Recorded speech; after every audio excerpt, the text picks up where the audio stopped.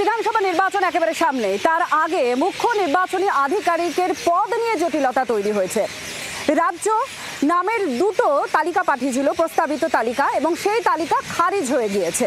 আর তারপরে এখন কি করা হবে? রাজ্য কি আবার তালিকা পাঠাবে, নাকি কেন্দ্র অর্থাৎ জাতীয় নির্বাচন কমিশন নিজেই বেছে নেবে এই মুখ্য নির্বাচনী আধিকারিক? সেই প্রশ্ন উঠছে।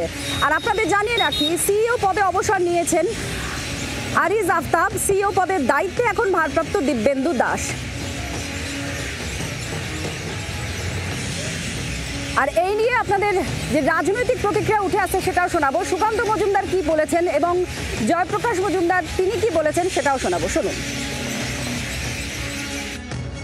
আমরা মিডিয়ার মাধ্যমে জানতে পেরেছি যে রাজ্য সরকার যে তিনটে নাম পাঠিয়েছে, তিনজন অফিসারের নাম পাঠিয়েছে, তিনজন অফিসারের বিরুদ্ধে কোনো না কোনো দুর্নীতিতে অভিযুক্ত থাকা বা সংশ্লিষ্ট থাকার অভিযোগ আছে। তো স্বাভাবিকভাবে নির্বাচনের মতো একটি পবিত্র কাজ, এরকম যে কাজের মধ্যে স্যাংটিটি থাকা দরকার, সেই ধরনের কাজে এই ধরনের দাগি অফিসারদের না রাখাই ভালো। এই সিইও পোস্টে যিনি ছিলেন তিনি অবসর গ্রহণ করেছেন, ডক্টর আফতাব।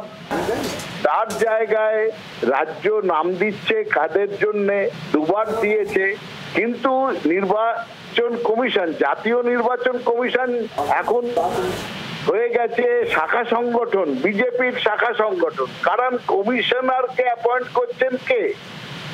নরেন্দ্র মোদী এবং অমিত শাহ, তারা দুজনে মিলে করছেন। তিনজনের কমিটি থেকে চিফ জাস্টিস অফ ইন্ডিয়াকে ছেটে দিয়েছেন এই নরেন্দ্র মোদী। রাজ্যে রাজ্যে নিজেদের লোক সিইও হিসেবে বসাবো, এই লক্ষ্যে যখন নির্বাচন কমিশনকে কাজে লাগাচ্ছে বিজেপি, তখন রাজ্যের প্রস্তাবিত লোককে বাদ দেবে, এটা আশ্চর্যের কি আছে? বাংলার আওয়াজ, বাঙালির আবেগ, জি 24 ঘন্টা।